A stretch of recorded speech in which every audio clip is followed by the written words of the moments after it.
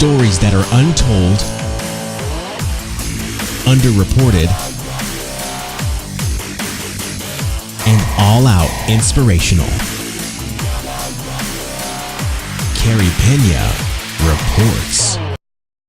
Hey guys, thanks for listening to Carey Pena Reports on iTunes and Stitcher, and for watching our live feed. You can always subscribe to our shows on inspiredmedia360.com. Our guest today, Melissa DeLaney, was a fast-rising star in the political world, working for Governor Doug Ducey before branching off to become a partner in her own powerful firm. And then her world was rocked by two life-changing discoveries. Melissa, thank you very much for being here. Thanks for having me. So before we get into what has happened to you over the last year, because your story is really stunning. I've watched it unfold, and I've had the good fortune to know you for many years.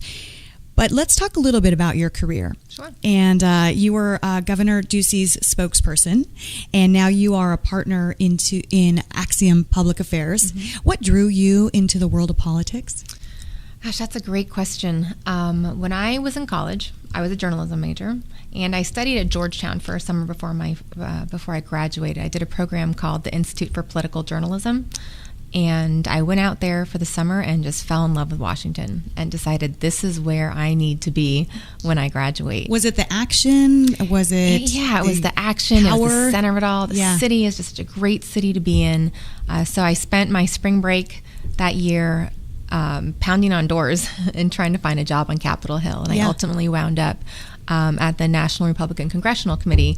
It was the 2002 cycle was that year, which is ground zero for all House campaigns across the country. And it's a great place to get started. I worked on Capitol Hill for several years after that. Let's see, from there I went to working in the Bush administration, the George W. Bush administration, for Mary Peters, who was the former ADOT director here, but she was the U.S. Transportation Secretary. Yeah. And I worked on some crazy issues for her that was really dynamic and really fun before ultimately coming back to Arizona. So knocking on those doors served you well. Yes. Yeah. I always say tenacity is half of it, right? And everything was moving along really well. You ended up joining Jim Norton and Sean Noble. Mm-hmm. Sean Noble, a good friend of ours here on the show, at Axiom Public Affairs, which is a lobbying and communication firm here in Phoenix. And then all of a sudden, your world was rocked. You were diagnosed with thyroid cancer. I was. It'll be exactly a year ago tomorrow. Tell me about that day when you found out. I will never forget that day. My husband and I were taking my parents out to dinner to celebrate the holidays, and we went out to dinner at Durant's, just had a great time. My parents had never been there before, and then we went to see Andrea Bocelli at U.S. Airways Center right afterward, and it was just, and it's like that night has two different, parts to it for me, because I can remember the dinner and we were just laughing, and having some drinks and eating great food, Durant's at Christmas time is so great. Yeah, and then Bocelli. Yeah, and then Bocelli. And my doctor started calling me as we were walking into U.S. Airways Center, and I kind of missed her call, and I was like, we kind of knew that, that we were waiting for this to come, and what it could be when we kind of got the ultimate results. And I remember just sitting outside of our suite where we were watching the concert, and just being out there with my husband, and she was kind of telling us the news and kind of what to expect and what to do next. So, and that just feels like, in my mind, it feels like a completely different night, from the dinner we'd had just, an hour earlier. What kind of emotions were you going through when you heard those words? You have cancer. Yeah. It doesn't feel real. Certainly we all know somebody whose life has been affected by cancer, but for me, it just kind of felt like it was a dream right until I went into surgery for that.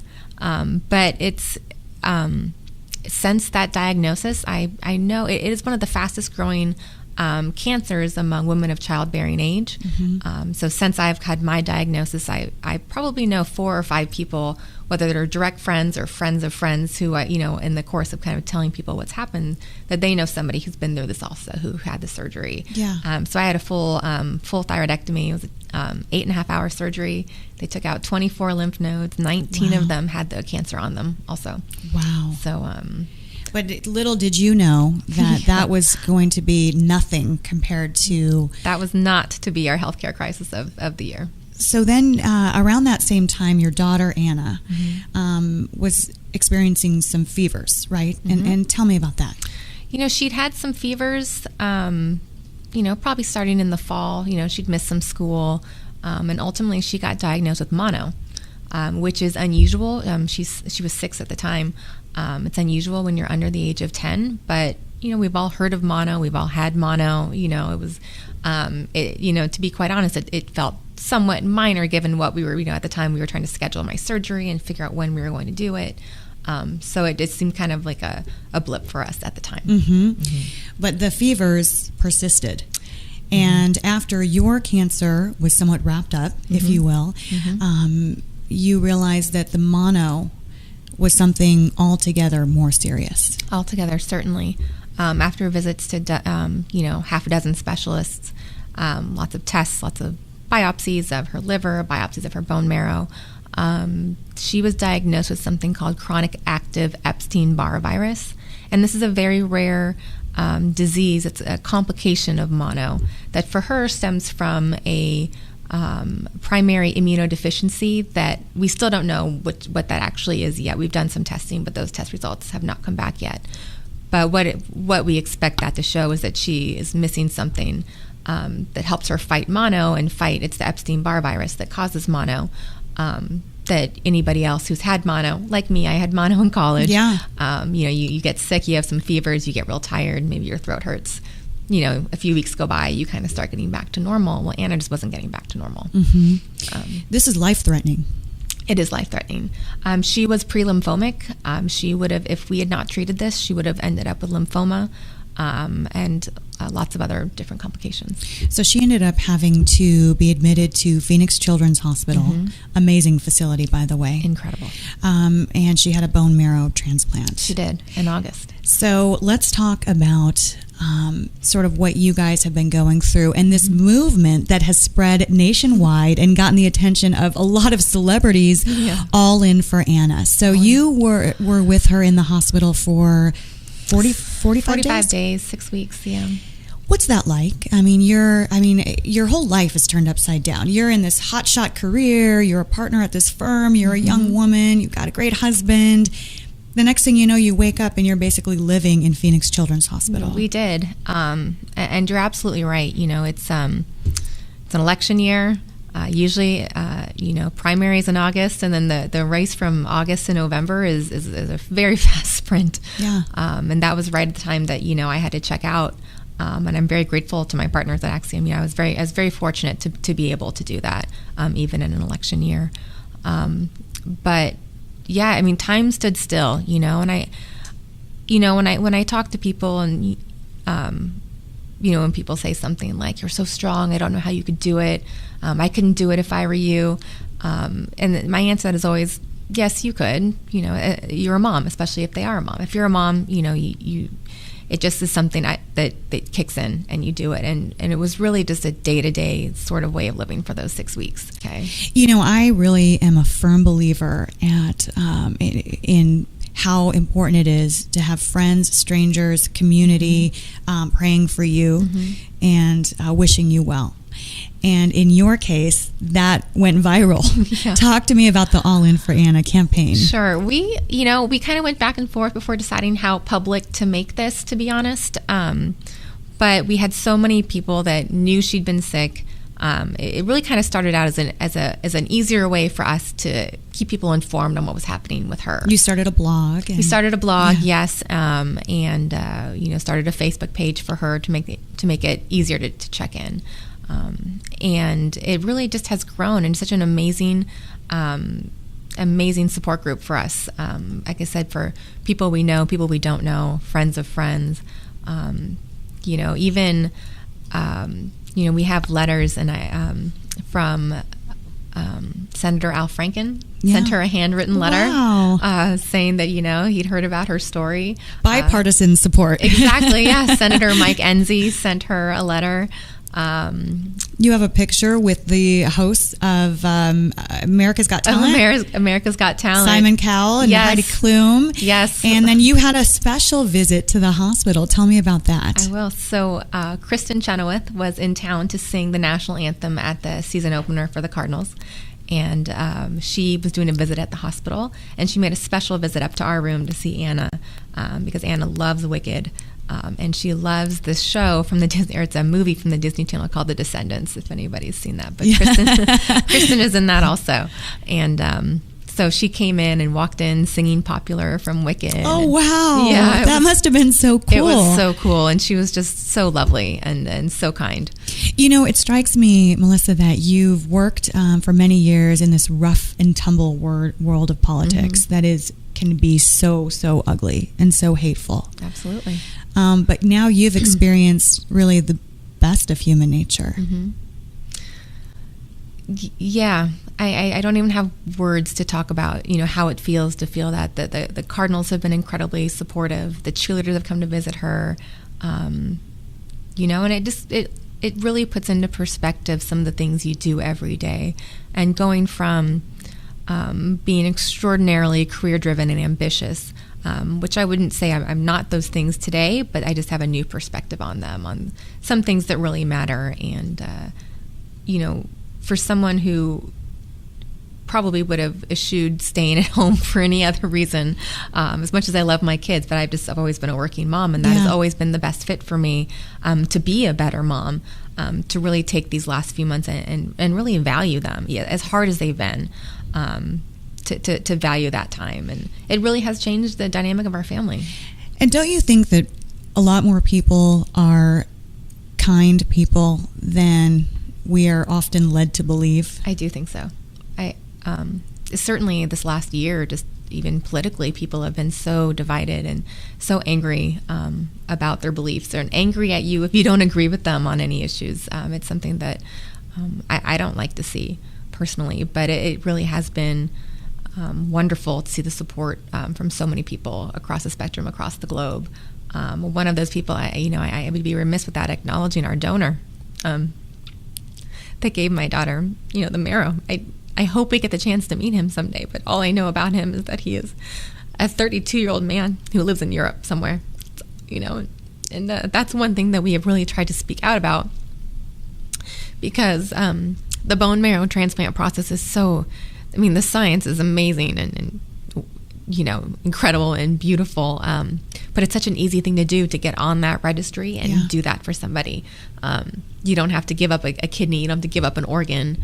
Not to be dark, organ transplant is great too, but usually it's as the result of some, tragedy that you're giving up something like that. Yeah. This is something that regenerates in your body. It doesn't take that much to give it. I've been tested, and I hope that I have the swabbed. honor. Yeah, I got swabbed. So for those who don't know, it's just a quick cotton swab in your mouth. And in this case, this gentleman who did that, whoever he is, saved your daughter's life. He absolutely did. And I hope I get to tell him that in person someday. What will you tell him if you see him? That's a great question. I just really want to give him a big hug is what I want to do.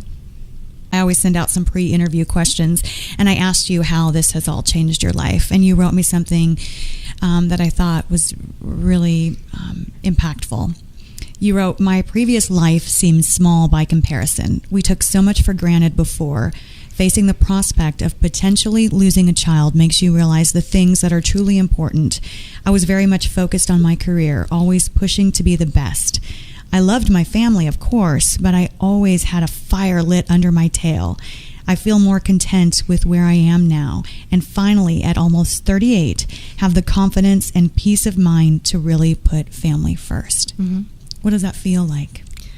It feels like the right place to be, and maybe a lesson learned with a huge expense, and and I think all of us, my family, if we could not have gone through this, last year, of course, that would have been better. But I think that the lessons and the blessings that come out of situations like this are exactly that. And being able to have that perspective maybe was missing before, and just being able to be more at peace with those decisions. And it really, whatever hands are dealt, my way in the future, it seems like you'll be able to handle them, or I will be able to handle them a lot, just with a lot more grace, and just a lot more understanding. And it changes your entire perspective. It just changes how you How look is at Anna everything. doing today? She is doing great today. Clinically, she's doing very well. She's a teacher who comes to see her for 4 hours a week, who's wonderful. She's on par to go on to the 3rd grade next year. Reading a lot. She likes to play Wii. She likes to play Just Dance on the Wii. And She has to still be at home, right? She can't be exposed to any germs or anything like that. We have very strict new protocols in play. If anybody wants to come to the house, we have to screen them. But she's made some very special friends along the way too, and really the team at PCH, especially the bone marrow transplant they team, are incredible. They are. I mean, that there's not a word that feels like an understatement to call them incredible. It really is a dynamic team. I've heard them called. People I've interviewed previously have referred to them as angels on earth. Yes, the whole team, from the nurses to the child life specialists. Everyone there is just, and of course the doctors and the admin staff. So the All In for Anna is going to the Today Show. It's going to Today Show. Tell me about the segment that's coming up. They're doing a week. They're doing a theme called Sharing Kindness, is what it is, and through just word of mouth and some mutual friends that are in New York, they heard about Anna's story, and they're doing a focus on Be the Match, and they're trying to raise awareness about donating bone marrow, or at least getting on the registry to do that.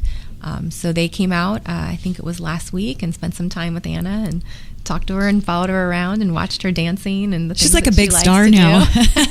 She wore a pink wig for it. It was pretty awesome. What strikes me as super cool about your story, Melissa, is that you've been through something that's incredible. You're a strong person, but it's incredibly painful and scary. And I would imagine, as a mom myself, 2 little babies, that there were some dark days. Sure. But you've managed to turn your story into a very inspirational story, and that's helpful for so many people. Oh, thank you. It I would just close with this story. 2 years ago, my youngest daughter had a surgery at PCH, and it was at the time it seemed very scary anytime your child has surgery, but it really was a very straightforward surgery that she had on her bladder and kidneys to correct a problem. And I remember with we tell this story. I remember being in the elevator by myself one day, and I stopped at a floor, and a dad got on with his daughter, and and I don't know her story, but she was probably about 7 years old, and she was bald. All of her hair was gone, and she was wearing a mask.